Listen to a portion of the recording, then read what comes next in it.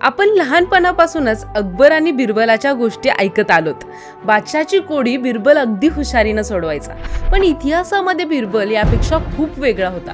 बिरबल मुळात हिंदू असूनही अकबराच्या एवढा जवळ गेला होता की युद्धनीती असो किंवा कौटुंबिक गोष्टी अकबर त्याला सगळं सांगायचा. पण याच अकबराच्या एका चुकीमुळे बिरबलाचा जीव गेला. अकबराने खूप शोधाशोध केली, पण बिरबलाचा मृतदेह अकबराला कधी मिळालाच नाही. आपल्या याच चुकीचा पश्चाताप म्हणून अकबर 2 दिवस उपाशी राहिला आणि स्वतःला कोंडून घेतलं. कित्येक दिवस त्याचा दरबार सुद्धा भरला नाही, संगीताचे कार्यक्रम झाले नाहीत. अगदी लहान मुलासारखा अकबर ढसाढसा रडत होता. बिरबल चतुर आणि हुशार तर होताच, पण अकबरासारख्या बादशाने स्वतःचा मुलगा गेल्याप्रमाणे शौक करावा एवढा बिरबल निष्ठावान होता. पण याच निष्ठावान आणि चालाक बिरबलाचा मृत्यू एवढा दुर्दैवी कसा झाला आणि एवढं काय घडलं होतं की अकबरासारख्या मातब्बर बादशाला सुद्धा बिरबलाचा मृतदेह सापडला नाही? सगळं समजून घेऊया या व्हिडिओच्या माध्यमातून. त्यासाठी व्हिडिओ शेवटपर्यंत नक्की बघा आणि वारी या चॅनलला सबस्क्राईब करा. बिरबलाचा शेवट कसा झाला हे पाहण्याआधी आपण चलाखी आणि हुशारी पलीकडचा बिरबल नेमका कसा होता ते आधी बघूया. इसवी सन 1528 मध्ये उत्तर प्रदेशातल्या एका साध्या गरीब ब्राह्मण कुटुंबात एका मुलाचा जन्म झाला. त्याचं नाव होतं महेश दास. घरची परिस्थिती अत्यंत बेताची होती, पण हा मुलगा अतिशय हजरजबाबी आणि बुद्धीने तल्लख होता. महेश दासला लहानपणापासूनच कविता करायची आणि शब्दांशी खेळायची आवड होती. हा मुलगा इतका हजरजबाबी होता की समोरचा कितीही मोठा विद्वान असला तरी महेश दास आपल्या एका वाक्यात त्याला गप्प करायचा. हाच महेश दास पुढे जाऊन अकबराच्या भेटीनंतर बिरबल झाला. अकबर आणि बिरबलाच्या पहिल्या भेटीच्या अनेक आख्यायिका सांगितल्या जातात. त्यापैकी एक आख्यायिका खूप प्रचलित आहे. ती म्हणजे एकदा बादशाह अकबर आपल्या काही सैनिकांसोबत शिकारीसाठी जंगलात गेला होता. शिकार करता करता अकबर इतका पुढे निघून गेला, तो आपल्या मुख्य सैन्यापासून वेगळा झाला आणि रस्ता चुकला.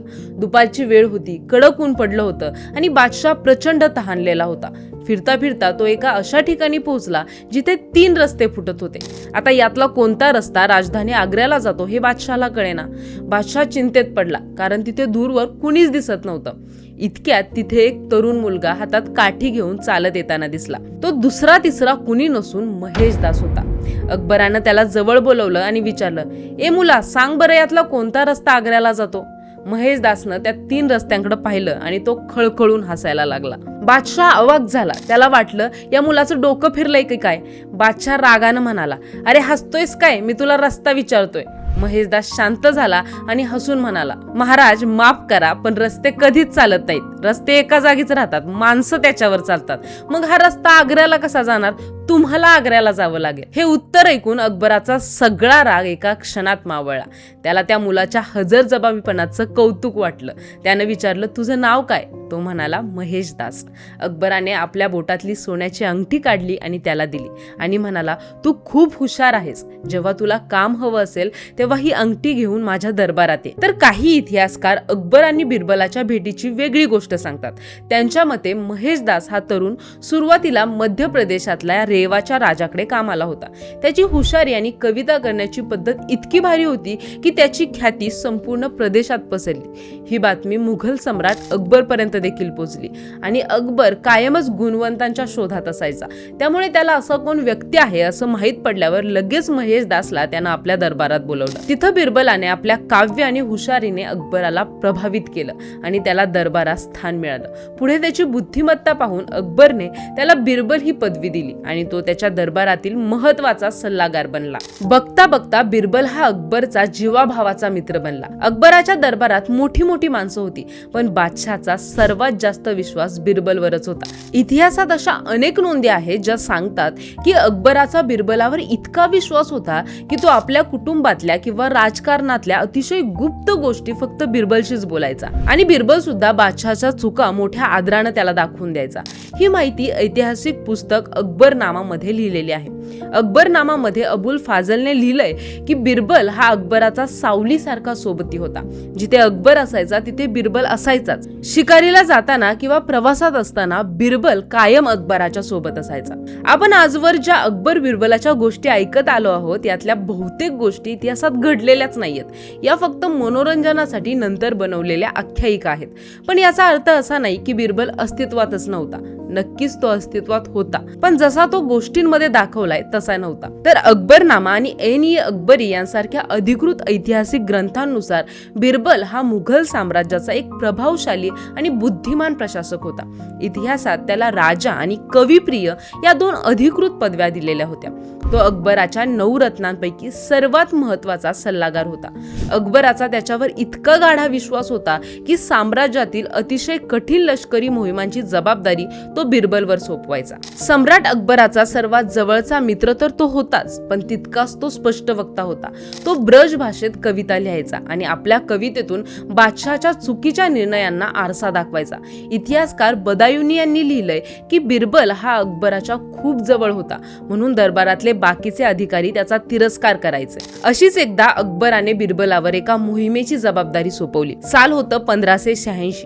अफगाणिस्तानच्या सीमेवर, ज्याला आज आपण स्वात घाटी म्हणतो, जी आज पाकिस्तानमध्ये आहे, तिथे राहणाऱ्या युसुफझाई जमातीच्या टोळ्यांनी मुघल साम्राज्याविरुद्ध बंड पुकारलं होतं. तो भाग अतिशय डोंगराळ, खडकाळ आणि अनोळखी होता.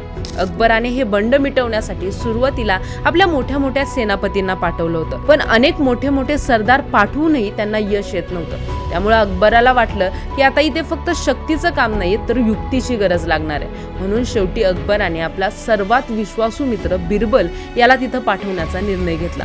खरं तर बिरबल हा काही जन्मजात सैनिक नव्हता. तो एक कवी आणि चांगला सल्लागार होता. पण बादशहाचा शब्द मानून बिरबल जवळजवळ 8000 सैनिकांची मोठी तुकडी घेऊन त्या भयानक डोंगराळ भागात पोहोचला. फेब्रुवारी महिन्याचे दिवस होते. बिरबल आणि त्याचं सैन्य करवान नावाच्या एका अरुंद आणि खोल खिंडीतून जात होतं. त्या खिंडीच्या दोन्ही बाजूला उंच डोंगर होते. बिरबलच्या सैन्याला वाटलं की शत्रू समोरून येईल, पण युसुफझाई टोळीच्या लोकांनी डोंगराच्या शिखरांवर आधीच ताबा मिळवला होता. जसं बिरबलाचं मुघल सैन्य खिंडीच्या मधोमध पोहोचलं, तसं शत्रूने वरून मोठे मोठे दगड आणि बाणांचा वर्षाव सुरू केला. मुघल सैन्याला ना वर चढता येत होतं ना पळता येत होतं. रात्रीची वेळ होती आणि अंधारात शत्रू नक्की कुठे आहे हे कुणालाच कळत नव्हतं. सैन्यामध्ये प्रचंड गोंधळ उडाला आणि चेंगराचेंगरी सुरू झाली. बिरबलने आपल्या सैन्याला धीर देण्याचाही प्रयत्न केला, पण शत्रूच्या गनिमी काव्यापुढे त्यांचं काहीच चाललं नाही. त्या एका रात्रीत मुघल साम्राज्याचे 8000 पेक्षा जास्त सैनिक मारले गेले आणि त्यातच बिरबलाचा सुद्धा अंत झाला. या युद्धाचा शेवट इतका भयंकर होता की बिरबलाचा मृतदेह सुद्धा कधीच कुणाला सापडला नाही. युद्ध संपल्यावर जेव्हा अकबराला बिरबलच्या मृत्यूची बातमी कळाली, तेव्हा सम्राट अकबर पूर्णपणे कोलमडून गेला. इतिहासकार सांगतात की अकबराने सलग 2 दिवस अन्न पाणी घेतलं नाही. त्याने आपल्या खोलीत स्वतःला कोंडून घेतलं आणि तो एखाद्या सामान्य माणसासारखा ढसाढसा रडत होता. अकबराला सर्वात जास्त दुःख या गोष्टीचं होतं की त्याने स्वतः बिरबलला त्या मोहिमेवर पाठवलं होतं. त्यानंतर अकबराने कित्येक दिवस दरबार भरवला नाही. संगीताचे कार्यक्रम देखील बंद केले. अकबराने बिरबलाचा देह शोधण्यासाठी खास तुकड्या पाठवल्या होत्या. अकबराला मनोमन वाटत होतं किमान बिरबलाचा देह तरी सापडावा, जेणेकरून त्याच्यावर तो हिंदू धर्माप्रमाणे अग्निसंस्कार करू शकेल. पण दुर्दैवाने बिरबलाचा देह कधीच मिळाला नाही. काही इतिहासकारांच्या मते शत्रूने त्याचे अवशेष नष्ट केले असावेत, तर काहींना असं वाटतं की तो डोंगराच्या कपारीत कुठेतरी हरवला असेल. परंतु आपल्या जिवलग मित्राचे अंत्यसंस्कारही करता आले नाहीत, हे दुःख अकबराला शेवटच्या श्वासापर्यंत टोचत राहिलं. मित्रांनो, अकबर आणि बिरबलच्या गोष्टी आपल्याला नेहमीच हसवतात, पण त्यांच्या मैत्रीचा हा शेवट मात्र डोळ्यात पाणी आणणार आहे. नातं रक्ताचं असो वा नसो, जर ते मनापासून निभावलं तर काळ सुद्धा ते विसरू शकत नाही. म्हणूनच आजही अकबराचं नाव काढलं की बिरबलाची आठवण आल्याशिवाय राहत नाही. तुम्हाला अकबर आणि बिरबलाच्या या मैत्रीविषयी काय वाटतं कमेंट बॉक्समध्ये नक्की सांगा. आणि व्हिडिओ आवडला असेल तर व्हिडिओला लाईक करा, शेअर करा आणि सबस्क्राईब करायला विसरू नका.